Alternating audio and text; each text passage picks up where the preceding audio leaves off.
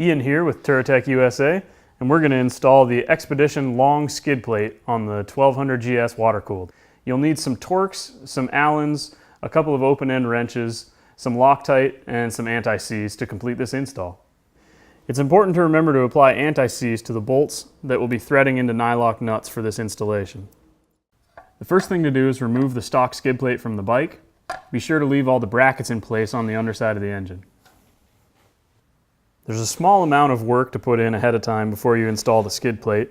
You have to install these little catches on the nylon sliders underneath, and you have to install these J-nuts on the backside of the stainless steel reinforcement plate. For the long skid plate, you also have to install 3 J-nuts on the underside of the rear support for the skid plate. So to start, use the M6 button head bolt with one of the large washers to hold up the backside of the stainless plate.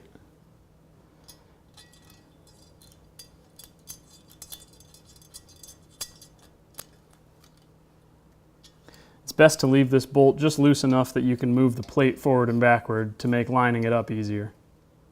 So for the rear mount for the long skid plate, first thing to do is be sure to put some anti-seize on these button head bolts.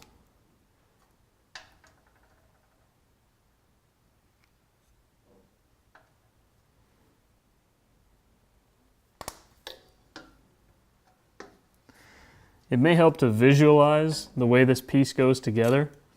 This bracket slides over a piece of the rear subframe like this, and then the lower bracket slides up from underneath and engages with these 2 teeth and locks over the subframe like this. The bolts we can put in from the top like that, and then use a washer and a nut on the bottom.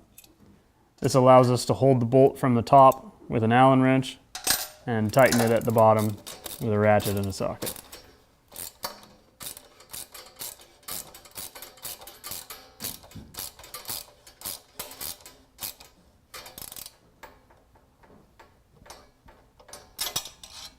Now take the skid plate and use the button head M6 bolts through the front holes and line them up with the stainless steel plate and the bracket that held on the stock skid plate.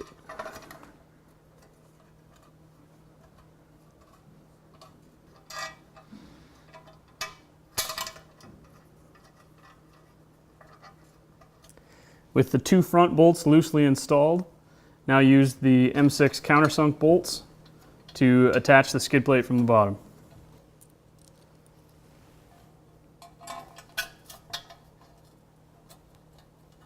Now that the skid plate is loosely attached in the front and middle positions, you use the 3 button head M6 bolts and the large washers to attach the rear mount.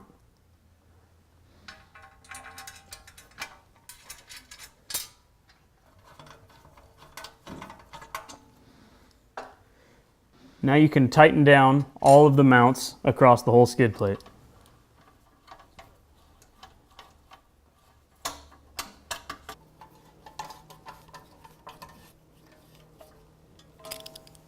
Now that all 9 of the skid plate mounts are tightened, you can slide the nylon protectors into place.